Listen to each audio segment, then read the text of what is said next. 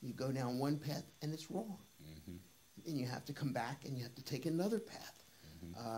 So it's persistence, it's a vision, it's a commitment, and you gotta love what you do, and you gotta love to work hard and love to work long hours. I mean, I mean, unlike you, I still work. I get up at 5:30 in the morning, and people are amazed, and I'm emailing them at 5:30 in the morning, and I drive my son to school at 6:30. He starts at 7. And then I probably don't go to sleep till 12 or 1 in the morning. Yeah. So it's drive. I'm driven. I've always been driven. Hi, I'm Steve Block, and you're watching FACETS Television. Well, you spent your whole life working, and you've, I'm guessing, made a substantial amount of money. What do you do with that freedom? What do I do with that freedom? I do what I want to do rather than what I have to do. I'm not tied to a particular job. I'm not tied to particular hours. I work as much as I want or as little as I want on a given day, although I take my responsibilities very seriously. I like to have time for my family. I like to indulge in some of the interests that I really have and never had time to do. I'm a great reader. And what would those be? Well, I'm a great reader. I read an awful lot. I also love music, so I do a lot of I do a lot of concerts and I'm not a musician, unfortunately, although I was when I was younger. I do concerts and I travel, although the kids make it a little more difficult to travel than we would like. And at our stage in life, I think most of our friends have, are talking about grandkids, and we're talking about 15-year-olds. Right.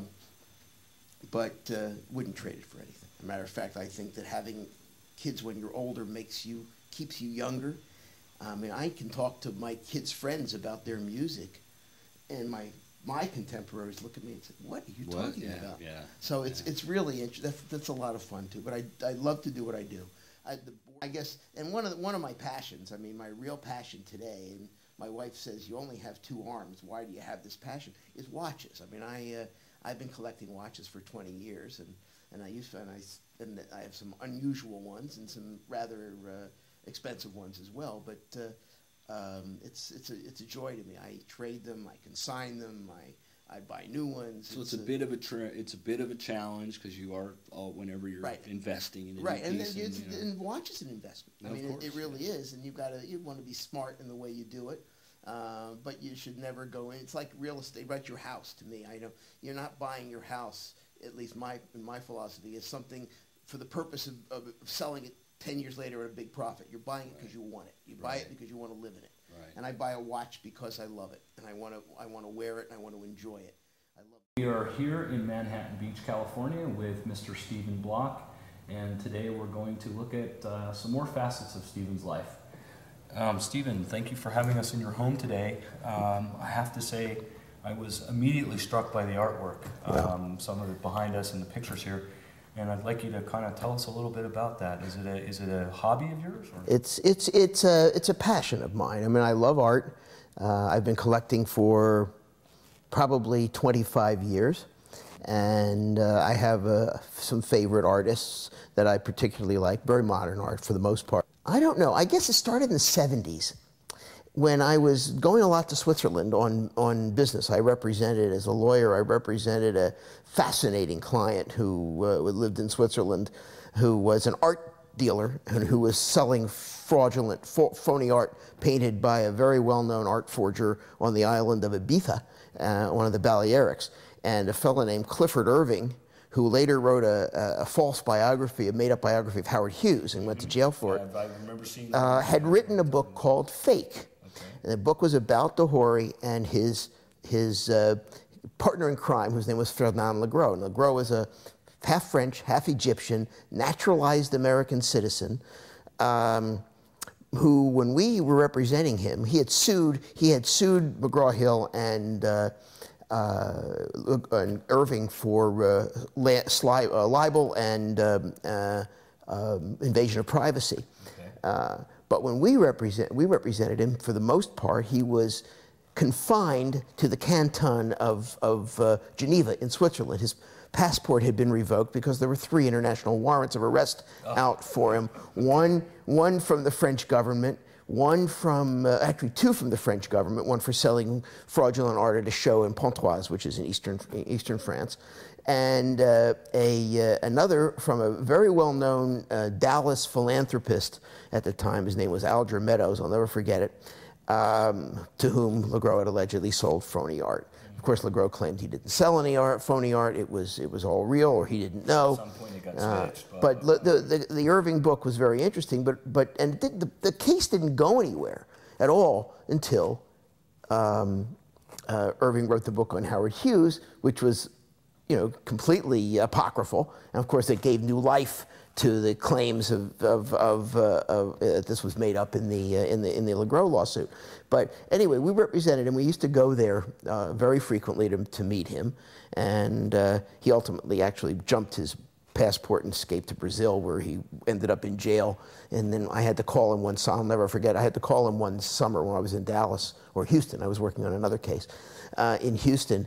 And the operator said, "I'm sorry, Mr. Legros can't come to the phone right now. He's having his dinner." He was allegedly in a prison in Brazil, but it was more like a hotel where they brought in meals for him. And Bogota, right, the Colombian drug exactly. was living in a house that was bigger than most city government. But with Legros, I'm not sure how much I should tell you of this, but Legros was originally allowed to free reign around Switzerland. And he settled in a little skiing village called, oh my God, this is my early Alzheimer's coming, very famous skiing village in southern Switzerland. I'll think of it. Tell me that's what it is, because my memory's not that good now. Okay. So I don't want to. Anyway, and but he was kicked out of that by the mayor. The mayor insisted he be removed because the mayor could deal with the fact that Legros had an affair with the mayor's wife. I mean, that in Switzerland and France, that's all right. But when Legros went as far to have an affair with the mayor's son, that's when the mayor drew the line. I can see where that would be a long.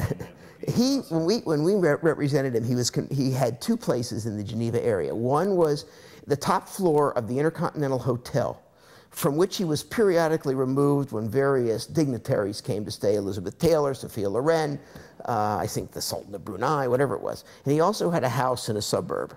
Around him, he had a retinue of what I'll call aides, most of whom were young boys, all of whom he named Patrick, and to whom he gave motorcycles. We had no idea where he got his money. His budget must have been not a million, 100,000 or more a month, and this was in the 70s.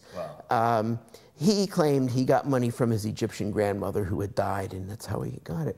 There was a rumor that never was able to be proved that actually, when the Congo became independent in the 60s, actually originally in 1960, and I think a couple of years later, one of its provinces called Katanga seceded, and it was run by a strong man named Moise Tshombe. And the government of Congo ultimately tracked him down and killed him, or captured and killed him. And the story goes that he had secreted a number of millions and millions of dollars in gold in Switzerland, and had given Legros a power of attorney, so that when he died, that money became Legros. Now we don't know. Well, I really want to thank you for allowing us into your home and for sharing such great. It's been a phenomenal conversation, and I really want to thank you for doing that. We really appreciate your coming on the show. Well, I just love to do it, Kevin, and you're a tremendously interesting guy. I mean, you yourself, they should do a show about you, because you really have an amazing background that we've talked about off camera as well as what you've said on camera. So maybe your producer will somehow do a show on you and let someone else interview you. That would be fascinating. Actually, maybe we'll give you a call. I'd love to do it. I'd love to do it. Thank you so much. Thank you.